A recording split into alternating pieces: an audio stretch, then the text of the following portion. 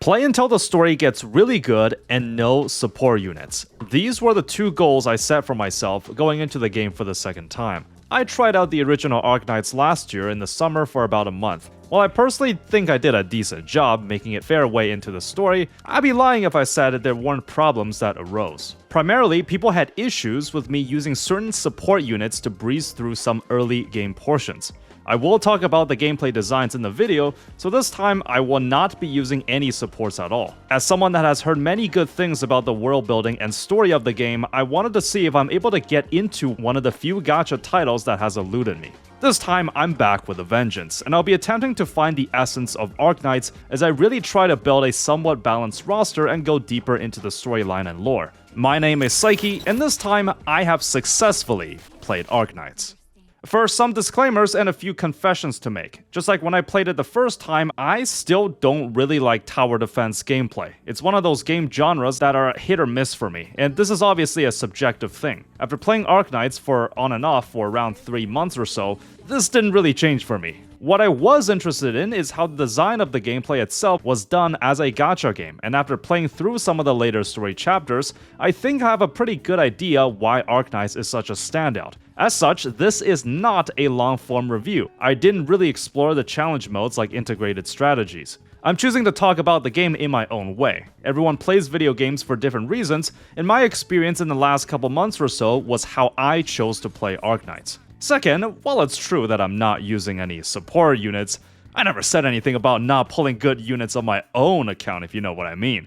Okay, in all seriousness, I'm not claiming that I'm good at the game, because I found out that certain stages are very mechanics dependent. If you try to brute force it, you'll probably fail. I know there are certain units in the game that borderline breaks the balance where you can brute force certain levels, which I imagine is where some people had problems with my first video. I'm playing with skills that of an average player, so I don't want to see any comments saying how it didn't play the game correctly. I pulled some good units, and I will use said good units. With that, let's finally get into the main topics.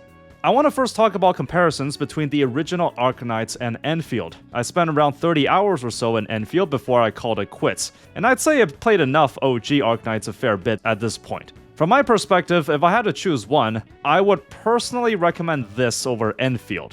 The reasons will become a bit more clear later, since it's also sorta tied with the theme of this video. For me, the two most important things I look at when choosing to stay playing a gacha are story and gameplay. If either one of them resonates with me, then it's likely I'll stay. So far, I've had a handful of games that have satisfied either conditions, and the closest one I'd say that has scratched both itches would be Reverse 1999, but even then I have periods where I just stop playing it for a bit. If I enjoy tower defense, then Arknights would probably be on the top of the list. But anyways, while I felt that Endfield did live up to the hype, the factory building portion felt sorta linear, and the story so far came off as rather bland. While some recurring characters appear, they're nothing like their counterparts in the original Arknights. For one, Chen is not a silly goober. She can hardly even be compared as the same character. The only thing similar in nature is the name. I know it's not exactly to a gacha game's interest to put the same characters in a spin-off sequel as that limits creative freedom, but I wonder why they chose to do it like this. The characters in Endfield mostly don't carry their emotional backgrounds with them from the first game, and I thought the writing overall was just a far cry from each other. The other aspect is the gameplay. The combat for Endfield feels smooth and varied, but I wouldn't say it's all that groundbreaking. To this day, there hasn't been a major contender in the tower defense gacha game niche. The only thing resembling a competitor is Path to Nowhere. You won't find any experience that's somewhat similar to what the original Arknights has to offer, which in my opinion makes it quite unique in that regard. A couple other miscellaneous things before I talk about the story. Here are some things the game has improved upon since last year. Arknights has historically taken its sweet time with quality of life features, but it's finally made it. The autoplay function just runs the level once, even if you queued it with 6 times stamina. You can just press a couple buttons in the base building mode to claim all rewards and reassign operators to the dorm for resting. If you fail a stage, you now get 100% of your sanity back, where you will lose out on 1 previously, for some reason. This should have been what it was like from the beginning, if you ask me. The only major thing missing would be an official PC port, which, has been announced a year ago. Well, slowly and surely, I'm sure it'll be here soon. With that done, here is how I tackled Arknights with the time I spent in the past couple months. I actually started back up again in January when the anniversary hit, and scored myself some good units. From there, I literally just kinda ignored all the events and slowly farmed my way up to some Operators Elite 2s, then eventually doing some more of the story after I left off at Chapter 6. At this point in time, I have completed the main campaign up to Chapter 11, then completed the side event Lone Trail. The goal is to get a glimpse of the story and lore of the game at its full potential to get a better sense if I want to continue it or not. I'm aware that Chapter 15 is highly regarded as some of the finest work Arknights has done so far, and I'll probably get there at some point, but I haven't seen it yet. I'll now be talking about my thoughts on the quality of Arknights' writing and gameplay designs now that I have a better sense of the game. To answer the question, do I think Arknights' story is good? Yes. Does it get good right away? No. Arknights suffers from a classic case of early gacha story syndrome, where it takes a pretty long time for the quality to ramp up. In my opinion, the syndrome lasts longer compared to certain other gacha games with good story. The first chapter that I felt I had a personal stake in it was Chapter 10. It was when I felt the closest to the cast when they're infiltrating Londinium, and how its unique geography is interwoven into the chapter mechanic. It was when I actually started looking up some of the factions that were present to see what their history and ideals are. Chapter 6 is often argued as a turning point in the history of Arknights since the story quality is a notable step up from the previous parts. But I wouldn't say it's all that groundbreaking yet. The game follows different arcs where some of the chapters follow each other chronologically to form a larger plot, which I actually quite like, since it makes the characters within those arcs grow and develop. I liked what they tried to do with the dual narrative approach in Chapter 8, and I can feel that they're trying harder to convey every faction's origin and motivations on why they do certain things. I do think the overly long expositions came off as more of a miss than a hit. I think everyone can agree that long info dumps don't make for good writing, and I'm sure it's something that they'll probably improve on in the later chapters. But I've noticed this every now and then when I played. Nobody talks like they're giving a speech every other second, and if you read literally any other visual novels, the dialogues are short and concise. I personally think there's a lot of merit in conveying the maximum amount of meaning within the fewest words possible. If they want it to be flowery and poetic every single line though, then go for it. I find a lot of these Chinese gacha games love drawing on real historical events or philosophy. Pretty much every region in Arknights Terra has a real-life counterpart, like how Yan is very clearly the equivalent of China, or how Colombia is very clearly mirroring the USA. Such as in the Lone Trail chapter, there's an important character called Kristen Wright, as in the Wright brothers, the pioneers of the airplane. Makes sense given the theme of breaking past the boundaries of the sky in order to explore what's beyond it.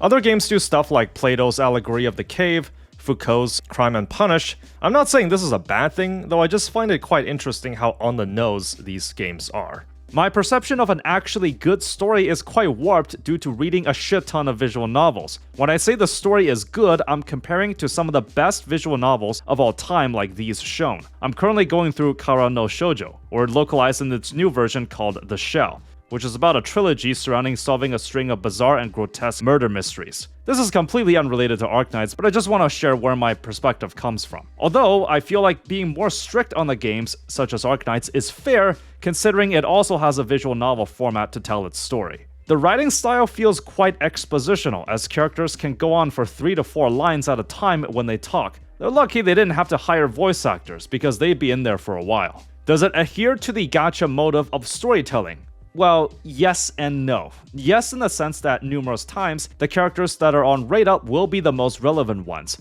then they just go back in the shadows once the event ends. You can argue, well, Arknights has a big world, so you can't expect everyone to undergo development all the time. I suppose that's fair, there's so many characters in Arknights now that putting the spotlight on all of these different groups just makes more sense in world building. No, in the sense that I actually can't predict who becomes playable since a lot of the NPCs could pass off as playable characters, only for them to die off or remain in NPC jail. It's something these 2D games can have an easier time doing since they just have to draw a sprite for the character. But for 3D games, you're expected to create a new model for these NPCs. It's painfully obvious that when an NPC has a generic face and has less polygons, then you know they're not going to matter in the story. When I was going through Chapter 9 and 10, I thought Mandragora and Manfred were playable, It's sorta similar to how Fate Grand Order does villains, since it's always possible that they get a humanoid form later on when they are playable. I think the pace of the story nodes can be worked on a little. At times I open the game at night thinking I would clear like 2 story stages before going to bed. Then the story sequence kept going on for like 20 minutes before or after the level actually starts. And I was like, oh yeah, there's actually a level here. It's awkward enough that if I'm already like 10 minutes into it, then I might as well keep going so I don't have to return to this later. I think the game can just make more story-only nodes in the campaign that don't give the orange originiums. Alternatively, just give a heads up how long the story sequence will be before the player starts it. The Events tab archives most of the past event stories. You can sort by either the order of release or just categorize to stories from different regions. I'm sure there's webs of timelines and orders you can do, given the game has been out for like 6+ years. Now that I've had a better taste of how the levels are designed, what do I think of the gameplay? Arknights has a reputation where its gameplay contains more mechanical depth than your usual gacha game, and I can attest to that. It's mostly true. Without broken supports this time, I mainly learned the importance of blocking lanes and handling different types of enemies. To be honest, once you do have a good roster going, a lot of the story mode levels aren't really that threatening, with the exception of a few. What will often catch you off guard is the level-specific mechanics that each chapter will have. I found that the levels themselves will generally introduce the mechanic in a way that shakes up how you play the game. Then there's a big difficulty spike at the end with a boss stage. These are actually pretty hard. It tests to see if you mastered the mechanics of that chapter or event. If you play to your strengths correctly, then you can do it even with lower rarity units. Not me though. I managed to do some of them just by myself, but I did look up some external guides for some other ones to give me a few hints on how to proceed. I was actually surprised to see how many different hidden ways you can leverage every resource you have, like how I saw when the timing when you activate certain buffs can lock down the boss's skills, or how the 1-star robots in the game don't adhere to the squad limit, with the only drawback being that they're really weak. Levels also don't have a time limit, so if you're able to, you can't just stall out the opponent while your good units are coming off cooldown. It's to the point where I'm confident that most average players will fail a few times before they get the flow of the level. I'm also fairly confident that you can't really brute force some of the later bosses, since it tests your abilities to read and understand the level mechanics to have a good shot at winning.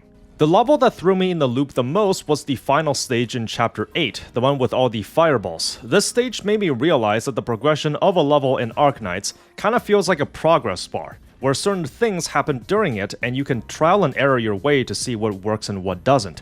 Something I felt the game can do better is explaining some of the level-specific mechanics. This boss casts a special status effect that does a big burst of damage a bit afterwards, and I didn't know she only casts this on the most recent 2 operators you deployed. The stage also says that this effect can be resisted, except it doesn't tell you who resists it and in what manner. Of course, you just have to see a low rarity clear to see how a player that does master these mechanics can clear it, and it's honestly pretty impressive. I didn't even think about using the low DP units to bait out the burn attacks. I didn't get too deep into some of the challenge modes, but I believe that objectively speaking, the gameplay of Arknights feels more mechanically complex than the majority of gacha games out there, and I would love for another competitor to enter this niche that can make something similar. There's a couple things I want to comment on regarding the gacha system too.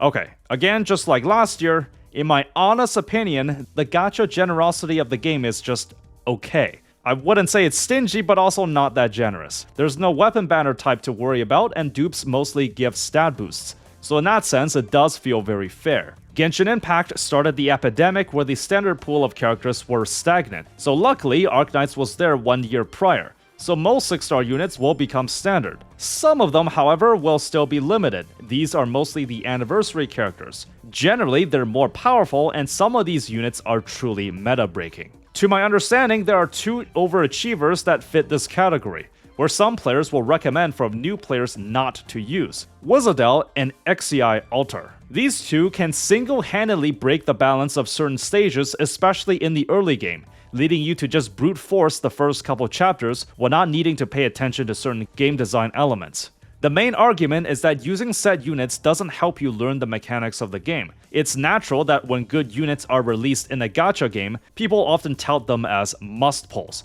In this case, paradoxically, these characters are so strong, some people would recommend beginners not to pull them. Aside from these two, I don't think there are other arguable cases. People should be fine with a beginner using almost any other units, but I know some people will have problems when a beginner do use these units.